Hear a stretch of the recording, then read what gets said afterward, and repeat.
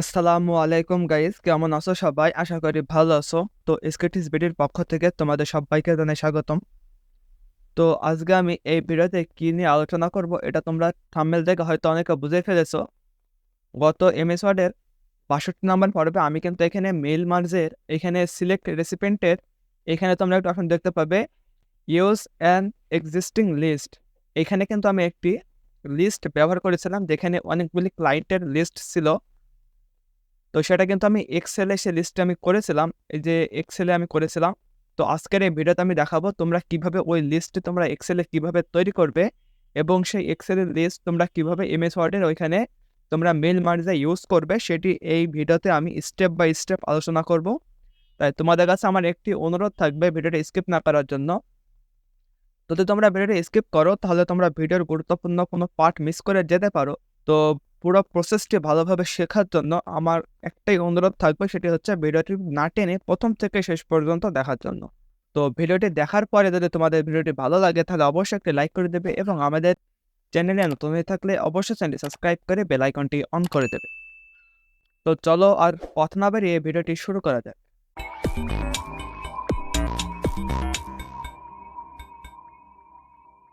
তো প্রথমে তোমরা আমার স্ক্রিনটি দেখতেই পাচ্ছ। তো এখান থেকে আমি আমার যে এক্সেল আছে আমি এক্সেলটি ওপেন করব। তো এখানে কিন্তু আমার এমএস ওয়ার্ডের কাজ নাই, আমি জাস্ট এক্সেল থেকে আমি তোমাদের লিস্টটি তৈরি করা শেখাবো। তো লিস্টটি তৈরি করা হয়ে গেলে কিন্তু আমি এখানে চলে আসবো এমএস ওয়ার্ডে। আসার পর এই যে এইখানে তোমরা মেইল মার্জে এখানে টাইপ এ নিউ লিস্ট এখানে ক্লিক করলে কিন্তু তোমরা নতুন লিস্ট এখান থেকে তৈরি করতে পারবে। এবং তোমরা যদি মনে করো তোমাদের তৈরি করা লিস্ট তোমরা ইউজ করবে, তো সেক্ষেত্রে তোমাকে ইউজ অ্যান এক্সিস্টিং লিস্ট এইটা কিন্তু ব্যবহার করতে হবে। তো এটা ব্যবহার করতে হলে তোমাদের অবশ্যই একটি এক্সেলের ফাইল লাগবে যেখানে তোমাদের ক্লায়েন্টের লিস্ট তৈরি করা থাকবে। তো তোমরা লিস্টটি কীভাবে তৈরি করবে সেই প্রসেসটা আমি এখন দেখাবো। তো মনে করো আমি এখানে 10 জনের লিস্ট আমি তৈরি করে তোমাদের দেখাবো। তো প্রথমে যেটা আছে, প্রথমে যে 1 নাম্বার যে রোটি আছে এটা কিন্তু আমাদের হেডার হিসাবে কাজ করবে। তো হেডার হিসাবে কাজ করবে সেহেতু আমি জাস্ট এখান থেকে মোট 11টি রো আমি এখান থেকে সিলেক্ট করব এবং এখানে তোমরা দেখতে পাচ্ছ মোট 3টা কলাম আছে। তো এটা জাস্ট আমি এখানে বর্ডার দিয়ে নেব। তো তোমরা এখানে আসলে এখানে দেখতে পাবে অল বর্ডার। তো আমি এখানে ক্লিক করে এখানে বর্ডার দিয়ে নেব। দেওয়ার পরে আমি জাস্ট এগুলো একটু টেনে একটু বড় করে নেব। তো দেখতে পাচ্ছ বড় করে নিয়েছি। এরপরে আমি যে ফন্টের সাইজ আছে এখানকার সে ফন্টের সাইজটা আমি একটু বড় করে দেব। তো বড় করলে দেখতে পাচ্ছ এটা কিন্তু বড় হয়ে গেছে। এবং এখানে যে ফন্ট আছে এই ফন্টটি তোমরা এখানে দেখতে পাবে। আমি এই ফন্টটি জাস্ট এখান থেকে আমি চেঞ্জ করে নেব। তো এখানে আমি নিকশ ফন্টটি ব্যবহার করব। তো আমি এখানে নিকশটি লিখে দিচ্ছি।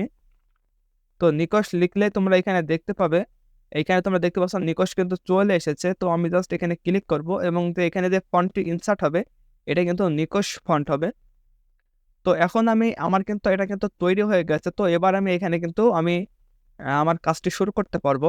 তো প্রথমে আমি এখানে দেব নেম এরপরে এখানে দেব হচ্ছে অ্যাড্রেস।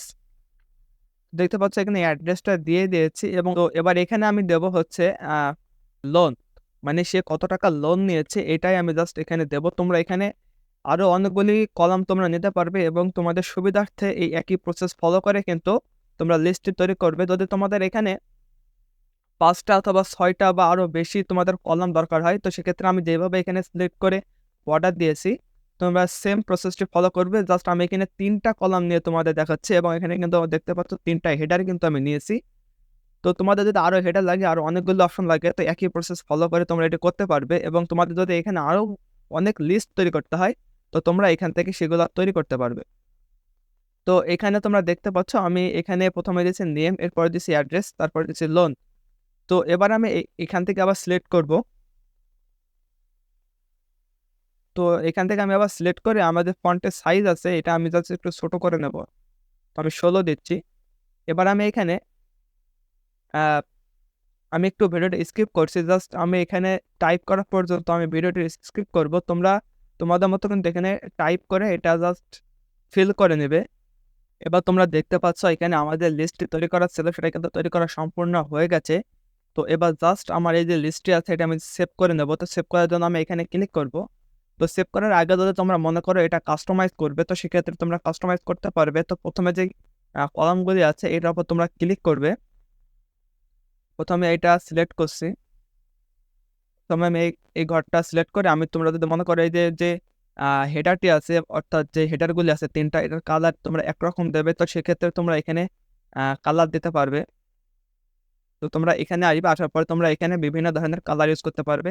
তো যেমন মনে করো আমি এই কালার দিলাম এবং এই যে এইগুলি আছে তোমরা যদি মনে করো এগুলির কালার তোমরা আলাদাভাবে ইউজ করবে, তো সেক্ষেত্রে তোমরা এই কালারগুলি কিন্তু আলাদাভাবে তোমরা ইউজ করতে পারবে। তো জাস্ট আমি ইউজ করে দেখাচ্ছি। তোমরা এইভাবে কিন্তু এগুলি তোমাদের মনের মতো কিন্তু তোমরা এগুলা কাস্টমাইজ করে নিতে পারবে। তো আমি জাস্ট এখানে কাস্টমাইজ করে নিলাম। তোমরা দেখতে পাচ্ছ আমি কাস্টমাইজ করে নিয়েছি। তো তোমরা ইচ্ছা করলে কাস্টমাইজ করতেও পারবে, আবার তোমরা সিম্পল ভাবে রেখে দিলেও কিন্তু কোনো সমস্যা নাই। তো জাস্ট আমি এবার এখান থেকে আমি এটা সেভ করে নেব। তো সেভ করার জন্য কিন্তু এখানে আমাকে লোকেশনটা ঠিক করতে হবে, আমি কোথায় সেভ করব। তো তার জন্য আমি এখানে চলে যাব। তারপরে আমাদের ডেস্কটপ আছে, আমি ডেস্কটপে এটা সেভ করে নেব। তো সেভ করার জন্য তোমরা এখানে একটা অপশন দেখতে পাচ্ছ, আমি এখানে সেভে ক্লিক করব। তাহলে আমার সেভ কিন্তু কমপ্লিট হয়ে গেছে। তো জাস্ট আমি এবার এটি ক্রস করে দেব। এবার তোমরা আমার ইমেজ ফটোর ফাইলটি দেখতে পাচ্ছ। তো তার আগে আমি এখানে তোমাদের দেখাই, এতে দেখতে পাচ্ছ আমার যে এক্সেলের ফাইলটি আছে এটা কিন্তু ওপেন হয়ে গেছে। তো আমি আবার ওপেন করে তোমাদের দেখাচ্ছি। তো দেখতে পাচ্ছ আমার এক্সেলের যে ফাইলটি ছিল এটা কিন্তু এখানে সেভ হয়ে গেছে এবং তোমরা এটা দেখে বুঝতে পারছো। তো আমি এটা আবার ক্রস করে দেবো, দেওয়ার পরে আমি এখান থেকে আমার ইমেজ ফটোটি ওপেন করব। তো এবার তোমরা এখানে দেখতে পাচ্ছ মেইল মার্জ।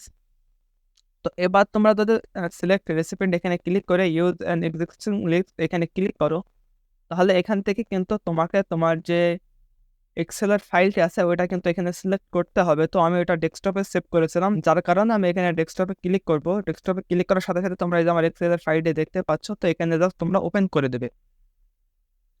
তো ওপেন করে দিলে তোমরা এখানে একটি বক্স তোমাদের সামনে চলে আসবে। তো তোমাদের এক্সেলের ফাইলে যদি একাধিক টেবিল থাকে তো সেক্ষেত্রে কিন্তু টেবিল বা একাধিক যদি শিট থাকে তো সেক্ষেত্রে কিন্তু সেগুলি সবগুলি কিন্তু এখানে শো করবে। তো তোমরা তোমাদের যেই শিটে তোমাদের লিস্টটি আছে সেই শিটটি তোমরা এখানে সিলেক্ট করে এখানে ওকে করবে। তো যেহেতু আমার এখানে একটা শিটই আছে তো সেহেতু আমি এখানে ওকে করে দেবো। তো ওকে করলে তোমরা এবার এখানে দেখতে পাবে এডিট রেসিপিয়েন্ট লিস্ট। এখানে যদি আমি ক্লিক করি তাহলে এবার তোমরা দেখতে পাবে আমার লিস্টে কিন্তু রহিম ছিল সবার আগে, তারপরে কালাম, ফেরদৌস, রাফি, এগুলো এই লিস্ট কিন্তু আমি তৈরি করেছিলাম।